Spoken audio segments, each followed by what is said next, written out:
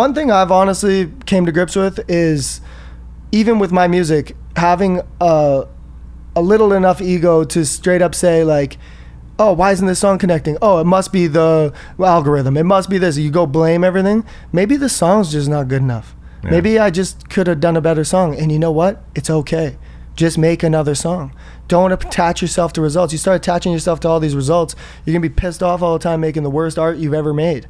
I want to make the greatest songs ever. Like when I write a song, I want you to feel something. I want to make something that's absolutely epic. Every single time I sit down with my guitar, every time I get in the studio with a piano, I want to write something that's like ground shifting, dog. Welcome back, friends. Today I'm in an intimate hotel room with a friend of mine that I interviewed quite a while ago, a returning guest who's coming back to Minneapolis for the second time in maybe 5 years. Played a show last night that was incredible. Welcome back to the show, SonReal. Bro, thank you for having me, man. You're the man. You're like the only podcast I'm doing this whole tour. So, dude, thank you, man. Yeah, no, I'm stoked because last time you let me do it and it did turn out cool. Like I watched it back and I was trying not to be too critical of myself. And I was like, no, that was a good interview. But the whole thing now is like an actual studio. I feel like there's a lot more going on. So I'm excited. So you just put out a new album, right? All Things Aside. That's what it's called. All Things Aside, yep. Which was kind of highly anticipated by a lot of us who were hoping to hear some more rap music from you. And it's primarily rap. Yeah. What drove you to do a new rap album? I just wanted to do, like, anyone that's ever followed me knows that I don't do the same genre over and over again. I switch it up. I try new things. And like, I'm lucky enough that my fans have grown with me and they'll let me kind of just take the reins and go wild, do a folk song, one song, and then the next song it's a rap song, then the next song it's like leaning more into like the R&B world or pop world, and they just seem to like it all. My fans, one thing I've learned, especially on this tour, and you saw it last night, but my fans they just like good music. They don't care what genre it is or anything. And I had done 2 albums in a row. I did the Aaron LP and Nobody's Happy All the Time that were much more singing leaning, and I wanted to just switch it up on them and do like a rap album. And a lot of it was inspired by my last tour. When I was on tour, people were just going wild to the rap records, and they were I think the singing records are always the biggest songs in my set, to be honest.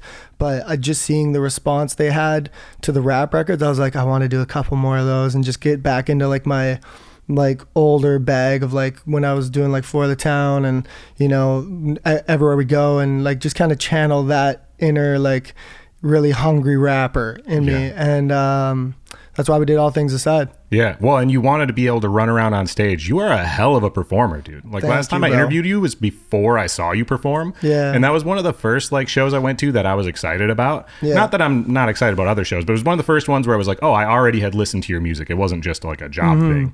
And it was so good. And then I remember driving home thinking, wow, why have I not been going to shows my whole life? And then I've been to quite a few since. Yeah. And like they don't stack up. Like you are badass on stage, and specifically the rap stuff. You can have so much hype running around, and like you got to be in shape to do what you're doing, bro. A lot of people ask why we're hitting, like you saw in the green room, we're just all hitting push-ups, and like we hit the gym like every day on the road. It's like I can't do my set unless I'm in like the best shape I can possibly be, because running around for an hour and 20 minutes up on stage and actually hitting all the lyrics. Like I don't have backing tracks. I could put backing tracks in the back of a hook or whatever, but like you heard it, like I'm rapping all the verses and everything. And you got to be dialed, bro. Yeah, which is rare these days. And that's what was kind of cool. Like you forgot a lyric at one point on one of the songs. And it was kind of dope because it was like, see, like there isn't a vocal behind this. You actually had to be like, oh, sorry. Bro, my fans are so dope that like if I do miss a lyric, they just hit it for me and then we just pick up. Like I just like, even if I do like, and it's rare that I miss a lyric, like especially on a song like Parachute, I missed the lyric on the bridge.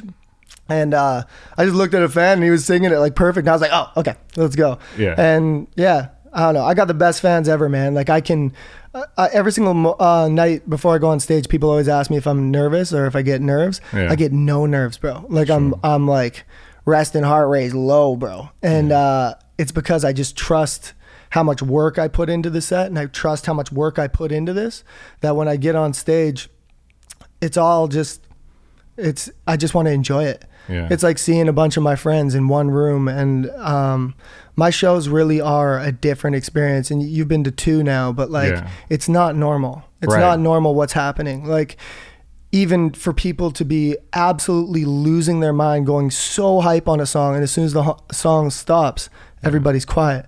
Like people are just waiting for the next record. Nobody's talking over top of me when I'm talking to the fans.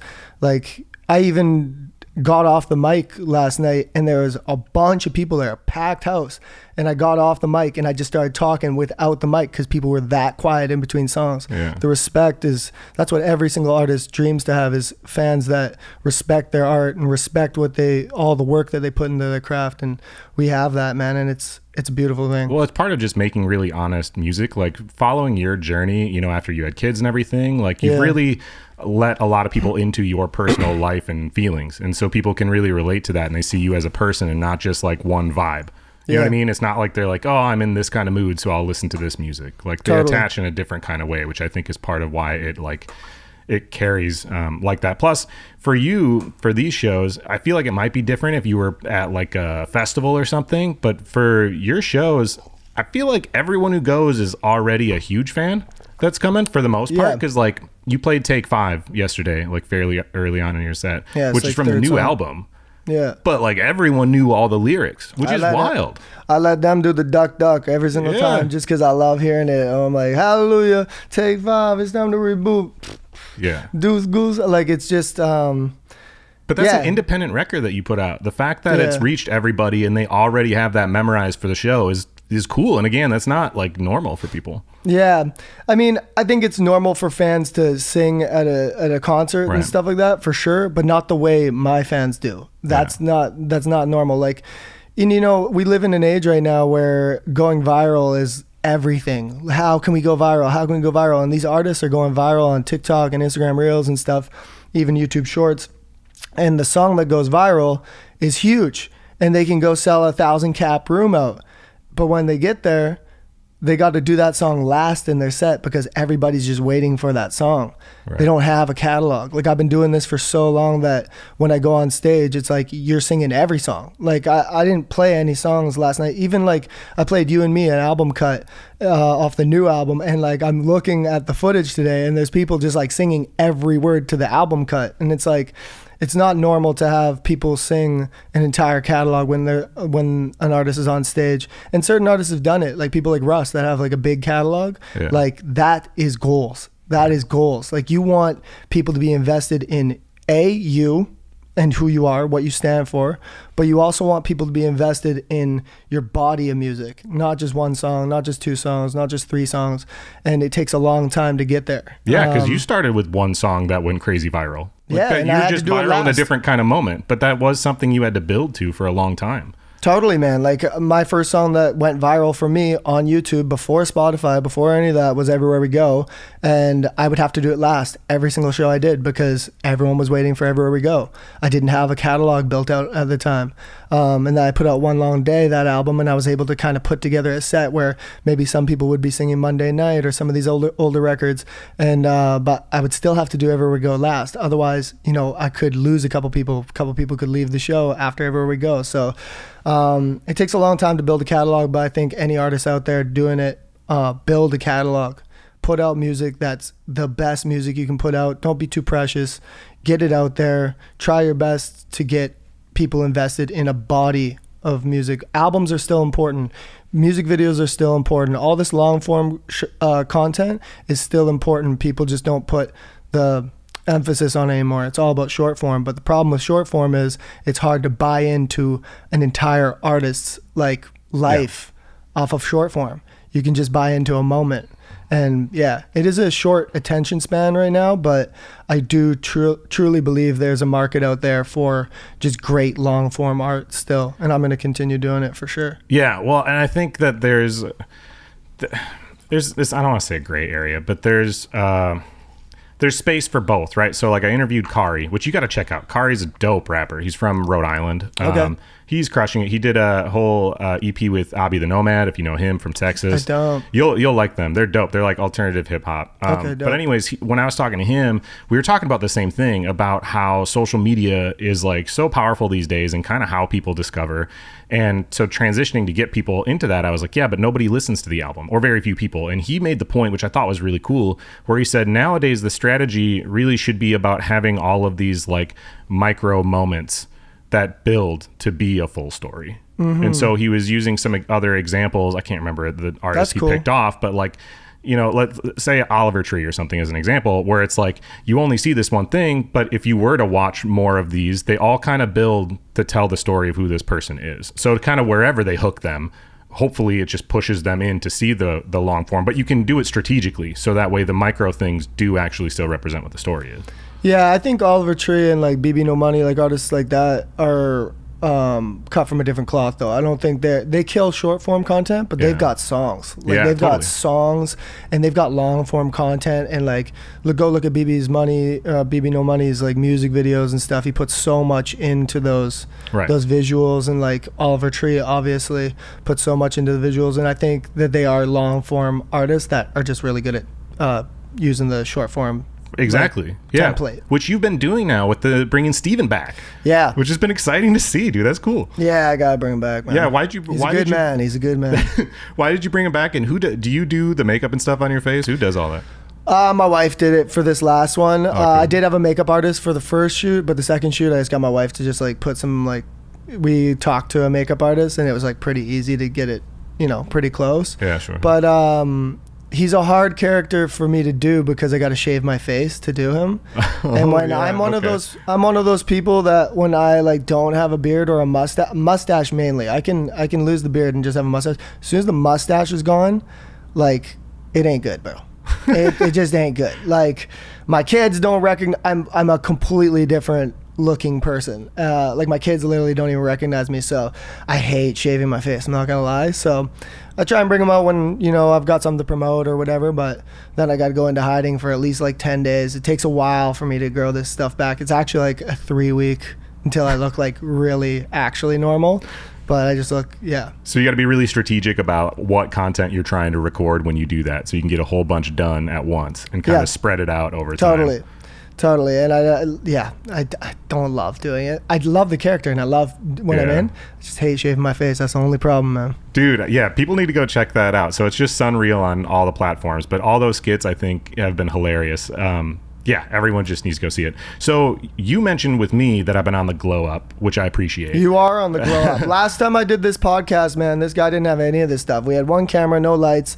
And I'm proud of you, bro. You're like got 3 cameras. You got all this lighting. We got this epic space in my luxurious hotel. Yeah, you're killing it, dude. I appreciate it. But you've been on the glow up too. The performance. You tell me about what's different for the show. Besides the fact there were more people were screaming. There's more songs on it, but you got new lighting and stuff. Like the whole thing was upgraded a bit. Yeah. So my man Noah made these signs, like these big wooden hollow like light boxes, and it just says "All Things Aside," and it's across the whole stage, and it looks really good because they all like light up and stuff. And then we've got a lighting kit. My tour manager is just an absolute beast. He does all my sound and he does lights. So he's literally like hitting lighting cues and shit while he's mixing the show. And he's got delays. Like he's got also, not everything's automated. Like he's doing the delays. Like he's doing like, you know, some songs have to be treated a little bit different with the mix and everything like that. He's mixing while he's like hitting lights and stuff. So, and you know, we all like, I come from like the grassroots, like, era of like I do load out, like I load in and load out myself with my crew and my help. Yeah, and your help. Thank you for the help. But like we all load in, we all load out. It's a team effort every single night, and it's just good vibes, bro. Like I love this. I love being on tour. I love seeing my fans. I love loading in. I love setting up the lights. I love the excitement of like putting everything I have into the stage show and making sure it looks good, making sure, and you know, like it makes a big difference. Yeah. It makes a big difference in the way you feel when you listen to the songs live, how it looks and how it's presented. That's all really important to me. So yeah, we put a lot of time into the production and everything. How is it different now that you're fully independent with that? Because it's all out of pocket for you. When you were with a label, were they fronting some of the money for some of those things, or how did it work? Yeah, when you're with a label often puts up the money for music videos. Maybe you'll put in some money for a video too. Like sometimes you go halfers on things and all that. But a label really does kind of front the money up for a lot of the stuff that you do. But it's in advance. You got to pay it back. Like it's not like free money or anything like that with a label. That's one thing a lot of people don't understand. Like even when you sign a record deal and you get a bunch of money, you got to pay all that money back in your royalties or whatever. So it's being independent's nice because you got to put the money up front, which lots of the time stings. There's a lot of the big checks that you got to put out by yourself, but you don't owe anybody anything. And everything's on you even more. Sometimes it feels like when you're playing with other people's money, it kind of feels like, oh, if this doesn't work, maybe it's okay, whatever. Sure. But when it's your money, bro, and you put it down and you're fully independent and you're doing this and, you got kids and you're like really invested in your craft and, this is my living, it just puts more on it. And it's nice. I love it because I think it makes us want to do more creative stuff. It allows us to put out more music in like a more timely manner.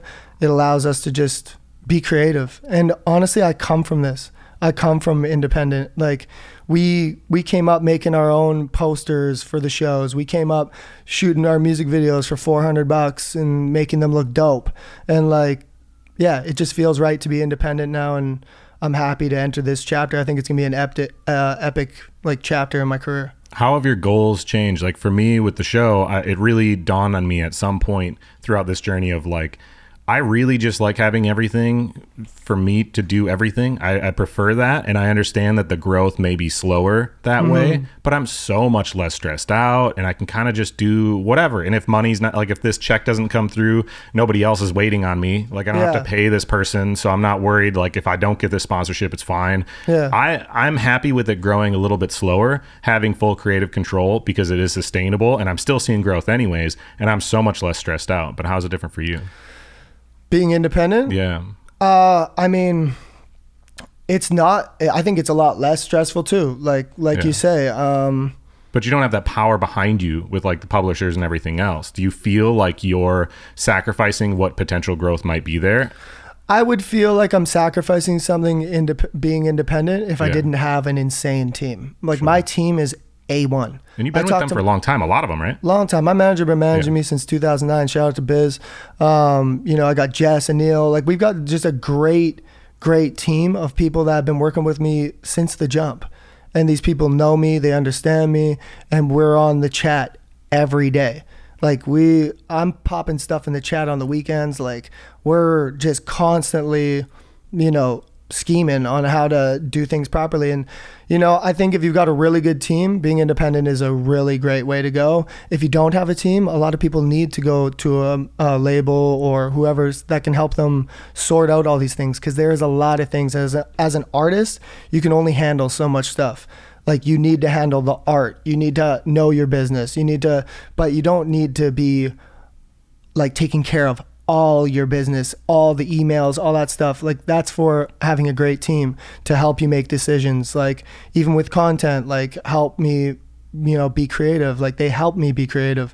They're involved in the creative, the business, everything. So it's like, it truly is a team thing. And whenever I do anything, it's always a collective of people coming together and being like, this is incredible. Like, it's something we do together. Well, and times have just changed with technology and stuff of like, we were talking about short form being so important. Who was it that was on the stage / then out in the crowd with an iPhone capturing incredible footage for short form for you? Yeah, that was Noah. My man Dane isn't out on this rip. He was just on a rip with Jesse before this. So I got my man Noah just filming iPhone footage because, to be honest, on like TikTok and stuff right now and Instagram Reels and stuff, people want authentic stuff. Lots of the time you'll go spend a bunch of money and shoot something like super epic and it bombs. And then you'll do like an iPhone clip from a show and it'll do like really well. And I think it's partially because people can just relate to like when it's lower quality sometimes, it's a little bit more charming. Like it's almost like, I can relate to this. Yo, this is dope. But yeah, it's always a crapshoot with content, bro. Yeah, but it feels like within reach. Talking about how you don't necessarily always have a huge budget for things, like labels used to put a lot of money into music videos, and you could tell, you know what I mean? Like you mentioned Oliver Tree one. But I think it's incredibly important to just have visuals in general and be available on every platform. And I was watching on YouTube, you did for this new album, like lyric videos. They're all like branded the same. It's like all black and white, which I'm curious as to why you went that direction. And it looks like you could have done them all in one day because you're wearing the same outfit. And I think that's a genius way to brand it, have the content that people are looking for without having to spend a ton of money. Yeah, for this album, I really wanted it to be about the music, to be honest. That's why we kind of did that. And like, I did want to make visuals, but I didn't want to do my traditional music videos, epic ones for this particular album. And I do want to do some epic music videos this year for sure. But for this one, I really wanted to just showcase the music. My man Lee Watkins shot all the videos in my hometown, and we shot them all on the same day. Sick. And yeah, it was fun, man. It was fun just performing the songs. Like at the time, I hadn't really performed the songs a ton. I had performed like Say So lots and Take 5, but not all the other records. So it was fun. It was fun to film some content that was like not exactly what I would always do. I don't really do lyric videos. So yeah, we were just looking at the shots and we're like, yo, this is it. Let's make already one a oneer. Like, let's make this, let's chop this like 5 different times, 6 different times. And yeah, I don't know. I just wanted visuals for the song. And the reason why I went black and white on the album is just because it gave me that feel. It gave me that vintage black and white mood. And I wanted everything to be black and white. All the single art is all black and white. Album covers black and white. I wanted all the videos black and white. Yeah, dude. Well, and I love Except for Say So. I love what you said earlier about don't be too precious. Yeah. I think that's really, really key because a lot of people hold themselves back from, and that's kind of from trying anything in life, right? Because they're embarrassed of what something might look like. And it's not to say you shouldn't do your best work, but you should do your best work within an allotted time frame that you feel comfortable putting in and then going, okay, this is the best that I can do in this moment and let it go and keep moving and keep growing. Totally, man. I feel like sometimes I've even in the past like held on to something for so long thinking that it's just going to be this thing that it's like trying to make something that it's not. It's like, just put it out in the world. Let the streets decide. Let the streets decide. Like, it's like, yo, if it's good, people are going to love it. If it's not good, it's probably not going to get that many views. And one thing I've honestly came to grips with is even with my music, having a little enough ego to straight up say like, oh, why isn't this song connecting? Oh, it must be the algorithm. It must be this. You go blame everything. Maybe the song's just not good enough. Yeah. Maybe I just could have done a better song. And you know what? It's okay. Just make another song. Don't attach yourself to results. You start attaching yourself to all these results, you're going to be pissed off all the time making the worst art you've ever made. I want to make the greatest songs ever. Like when I write a song, I want you to feel something. I want to make something that's absolutely epic. Every single time I sit down with my guitar, every time I get in the studio with a piano, I want to write something that's like ground shifting, dog. Like that's like how I approach music. And I'm clear enough to know that if something isn't connecting, maybe it wasn't good enough. And look at the songs that I have had that have connected. Can I Get a Witness, Everywhere We Go, My Friend, Thousand Highways, Parachute, Healing. These are great songs. Like they're like, even if you look at Can I Get a Witness, for instance, is it my favorite song on my catalog? No, it's not. But it's catchy as every single part in that song. I've never written a catchier song in my life than Can I Get a Witness, ever. Yeah. Every single part. Name a part. They're all choruses. The entire song is just like a bunch of choruses in a row. And then the hooks, la-dee-da-dee-da-da-da, la-dee-da-dee-da-da-da. But it works. Yeah. And it's weird. And it's authentic. And it was unique to me at the time. And I love performing it. You look at a song like My Friend. Like, I'll never write another My Friend again. I only have one of those. And I'll never...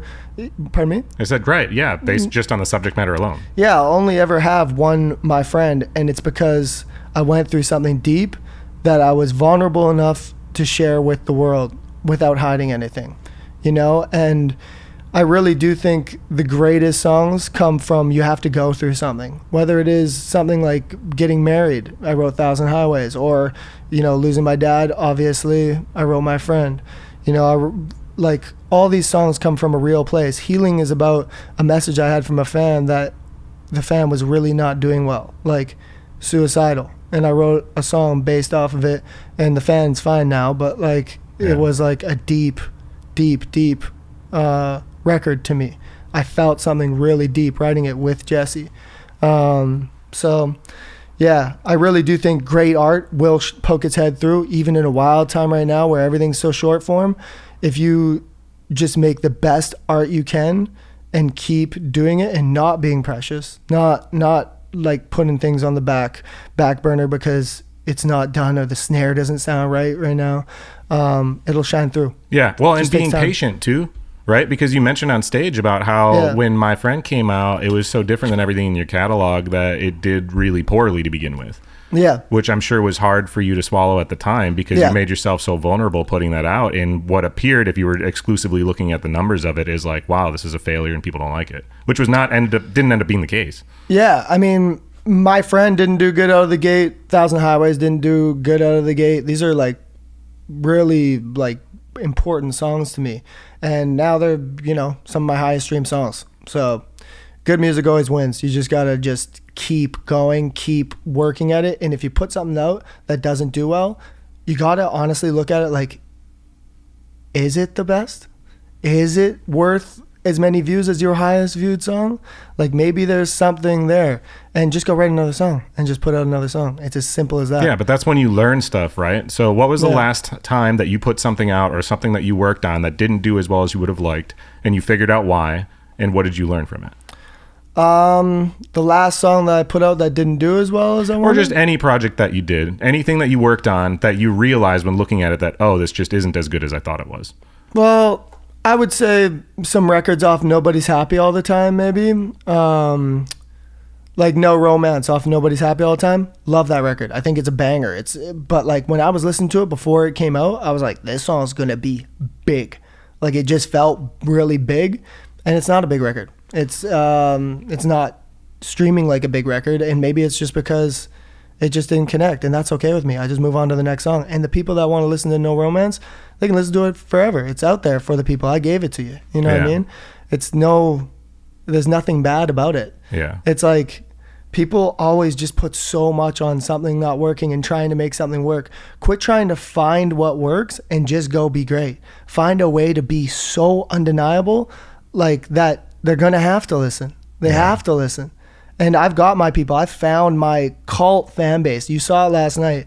These are no passive fans in the room. Zero passive. They're all in every single song. And I found that through just like doing that, putting everything into the art, making sure the songs are undeniable, making sure that people are walking down the aisle to Thousand Highways, making sure that people are partying to Can I Get a Witness, making sure that I'm just constantly trying to, put out the greatest stuff I can. How do you feel about the release with the new record? Because this was it fully the first independent one entirely? Fully independent. Yeah, so you didn't have a huge budget behind you with people pushing it. Like when you're with the label or whatever, a lot of times there's a single that there has a big music video and there's money behind it that kind of pushes for this big release. When you're doing it on your own, obviously that comes with a lot of challenges, right? And the music, as long as it's good, it will eventually reach people, but it doesn't have that initial punch that it might have otherwise. Yeah.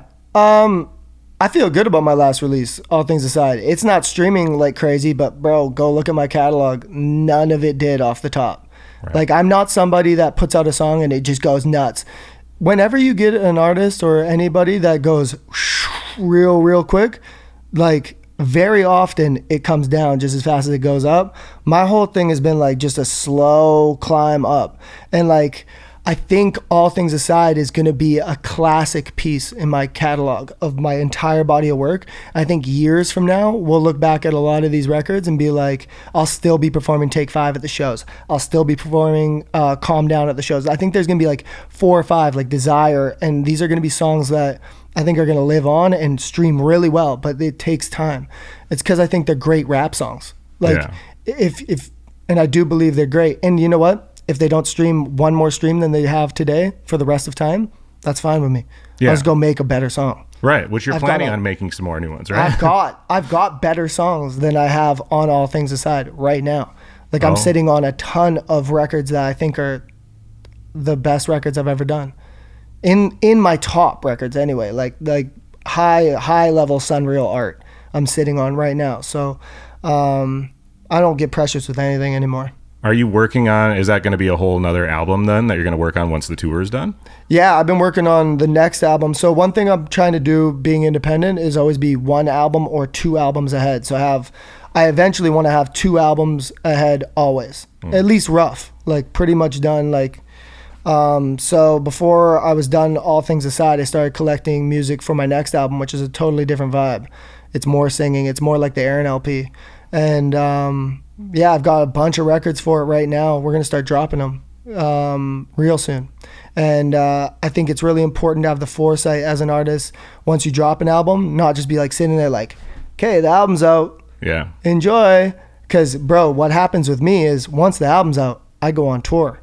And I'm on tour for 3 months after the album. And I come home from tour and we're like, okay, what's next? And I'm like, oh, I don't have any music. I don't want to do that anymore. I want to have so much music on my hard drive that I can drop a song any day of the week, always. Yeah. And incredible music. Like, I want the music to be high level, better than the album I just put out. That's how I'm always thinking. And it really is, for me, always merit based. Like, I really want to make, I want my shit to be insane.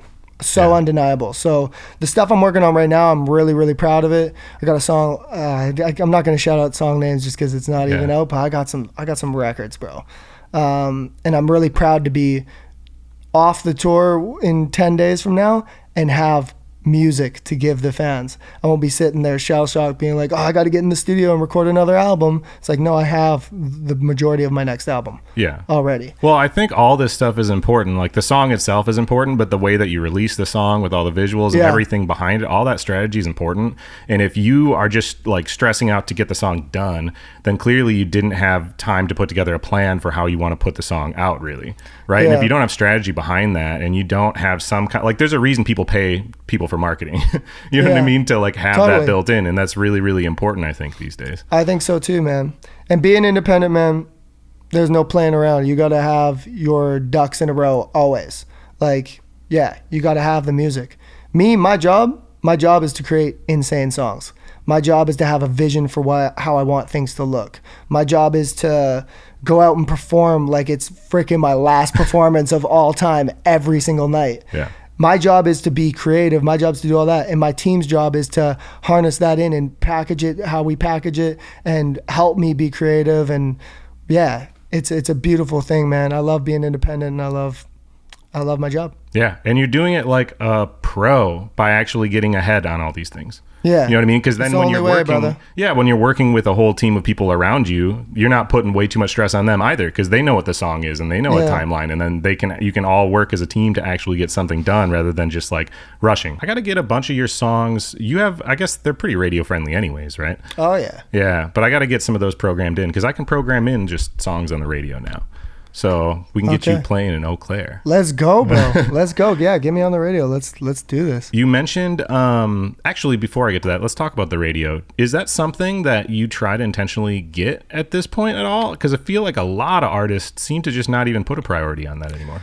No, I mean, I don't make music for radio, or I don't. But I mean, do you submit it to radio stations? Oh and yeah, stuff? oh yeah. We got to calm down playing on some radio stations in Canada and stuff. Okay.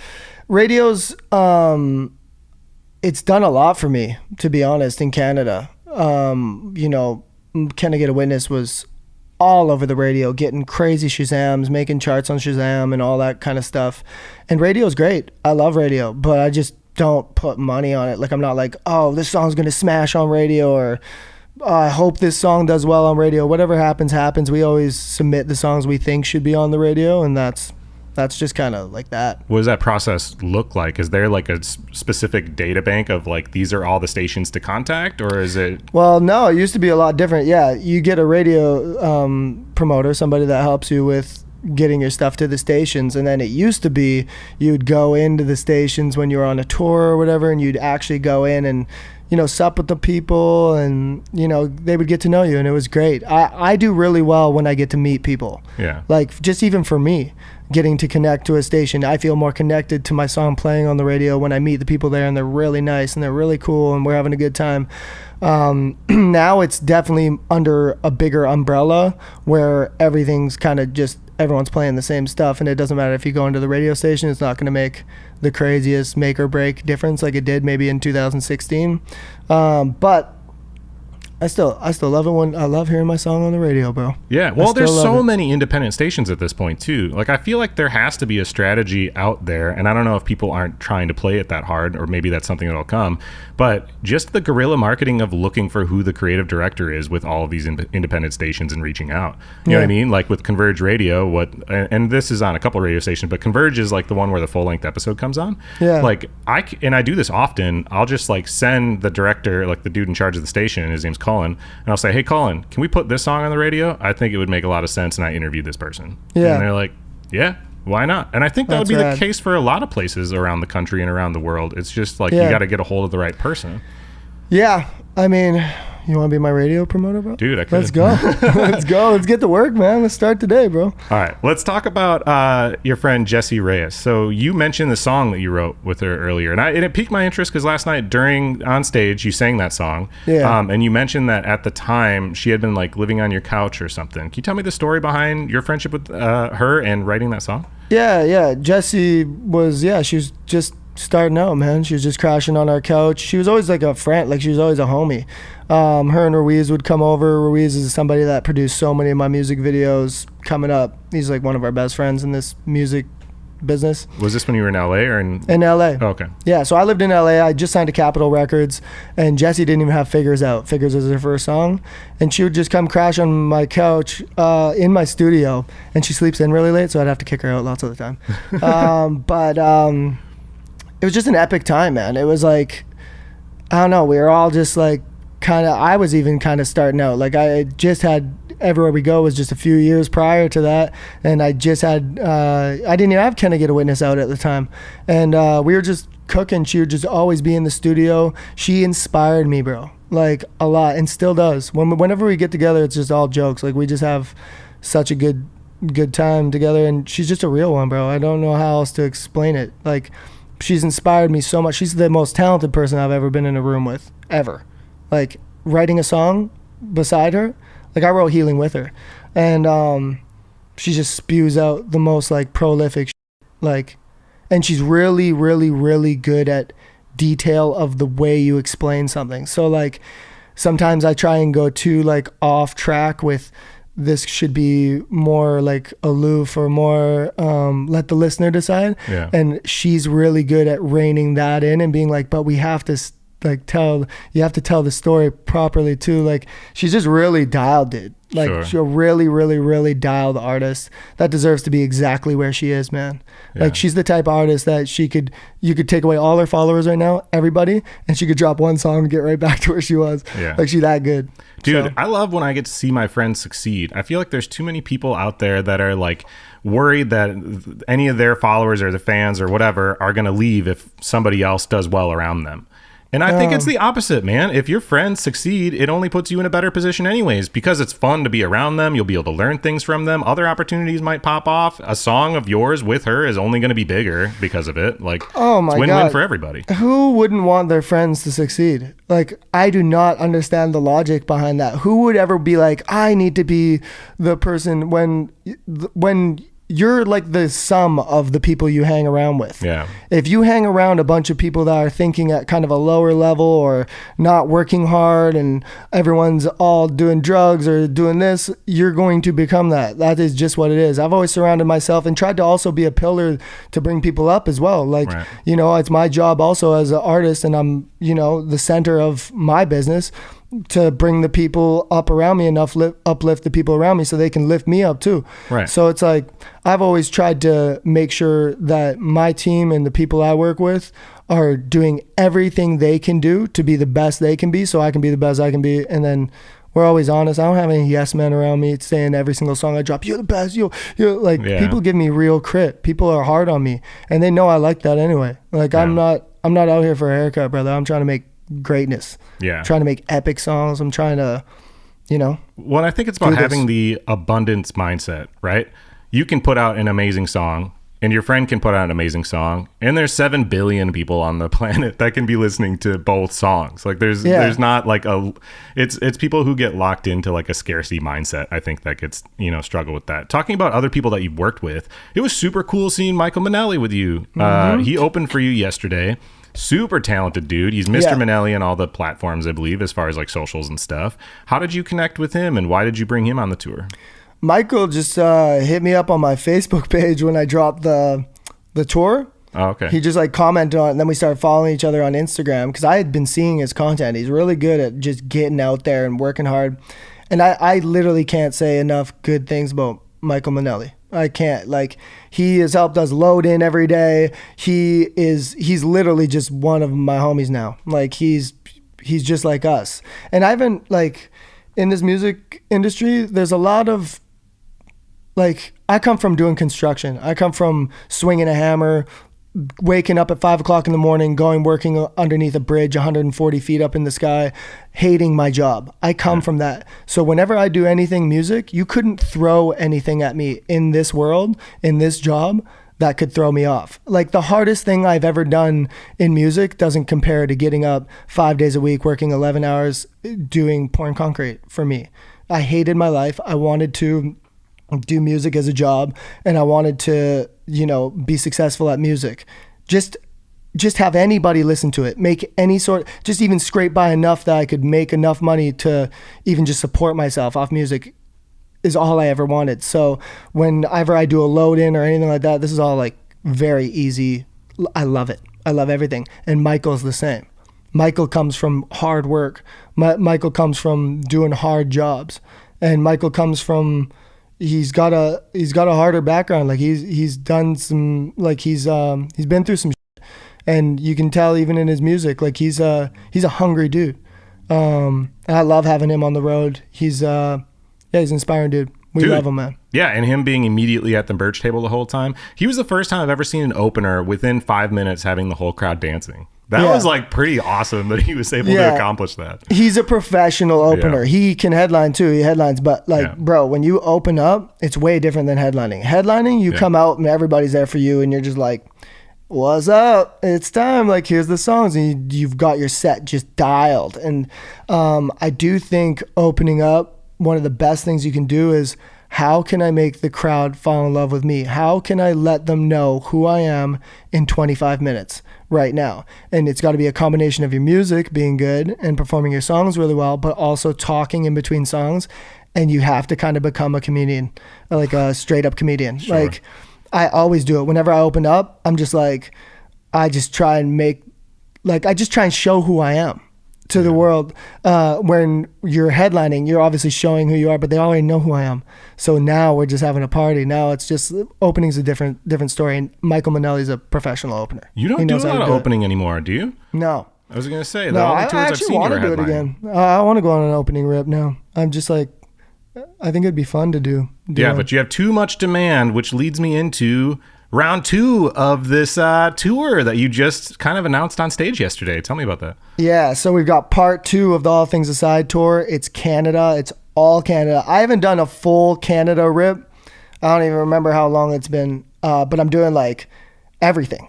Like, we're going side to side. And we go all the way out. We start out on the west and do like Vancouver, Victoria, Kelowna, all that. And we make our way all the way through Canada, all the way to like Halifax, all that. So it's going to be insane. I'm from Canada. I'm a Canadian artist. I just did the entire American rip first, and I kind of left everybody hanging on part 2 because we were still getting some dates finalized and stuff. But now Canada part 2 is on sale, and it's going to be epic. I don't know if it's on sale when this is going live, but I'm pretty sure it will be. It will be real soon if it isn't. How come you put it off for so long? Because I know, again, you were even just talking on stage about your earlier times as an artist about how you'd be able to sell much larger venues in Canada. I got to assume that didn't slow down. How come you haven't chosen to do that? I would think financially it would make more sense because you could sell larger, ticket venues. What? To do Canada more, like travel around Canada and perform more. Well, we always do Canada. Like Yeah. I do it with America though. So Right. we'll do a North American tour. So we'll do Canada, US, come up, dip down, all that. We'll be crossing the border all the time and going up and hitting Canada and then back down to the US. Oh, sure. This is the first time I've been like, okay, I'm going to do just US and just Canada. But when you do just Canada, you can hit all of Canada. Like I'm hitting some markets I ain't never been to. I ain't never done a headlining show in Regina, and I'm going to Regina. Like I ain't never done Thunder Bay. And like I think it's going to be so fun, dude. Yeah. It's going to be so fun. Like I can't wait. Yeah. I'm like beaming over the Canadian tour just because, yeah, I just haven't done one like this ever. Like where I'm hitting all these markets. How did you did you book a lot of that yourself, or did your manager work with I you got on it? Or booking how agent. did you, and they just like found all these different places for you? How does that work? Do they submit and say, hey, this place would like to have you, here's pictures of it, here's their website, do you want to do it, kind of thing? Or how does that work? A booking agent has relationships with all Right. the venues, and they do this shit in their sleep, bro. Like before I had a booking agent, Biz, my manager, he was doing all my booking. And like when we got a booking agent, we were like, holy like I cannot believe like what we were doing, because it's everything's, you know, database. They've got it dialed. So when you're routing a tour, these people already know the avails. They just slot in. It's like Lego, bro. Like it's like, you know, even we've done some serious last minute changes on this Canadian tour that we're doing. Yeah. And like how fast my agent and my manager made it happen, like the changes we did was pretty wild. Like really quick, like getting avails, getting everything, you know, your show price, everything dialed in is, yeah, it's been cool.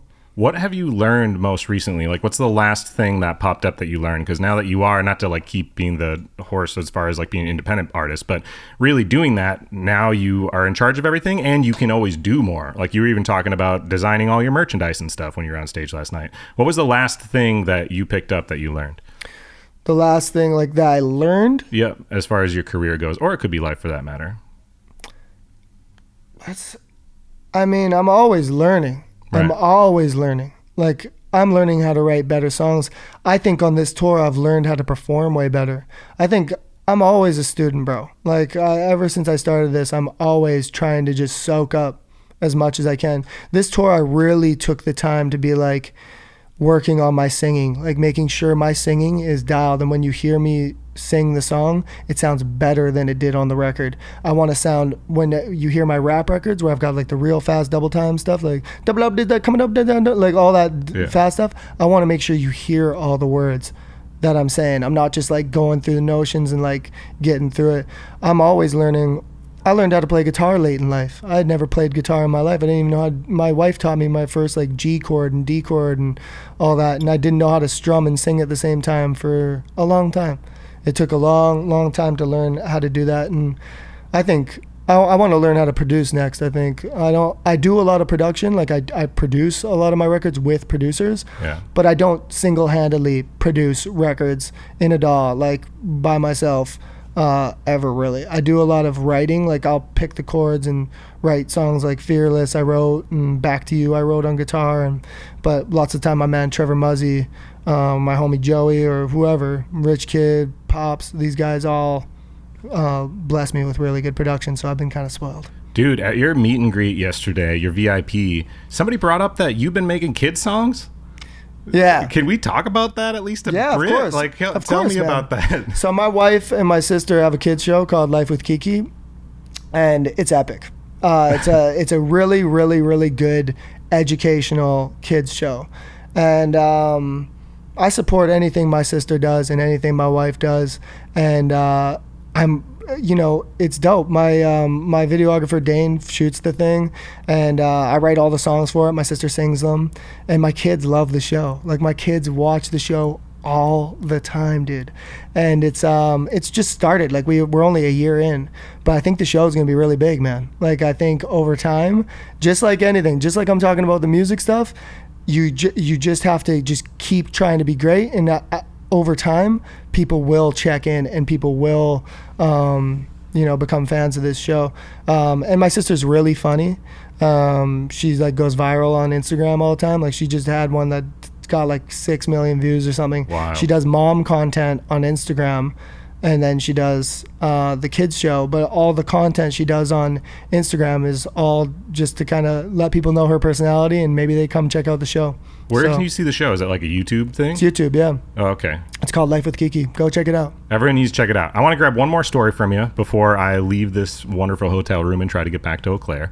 I ask this on every episode. When you do something you're passionate about for a living, you get to have really unique experiences, and they're very meaningful to you. And they're usually not financially driven, but they are what make it all worth it. Can you share a story of a unique experience like that for you? Sorry, one more time. Sorry. When you do something that you're passionate about for a living, you get to have really unique experiences. They're rarely financially driven, but they are what makes all the hard work worth it. It's why you do what you do.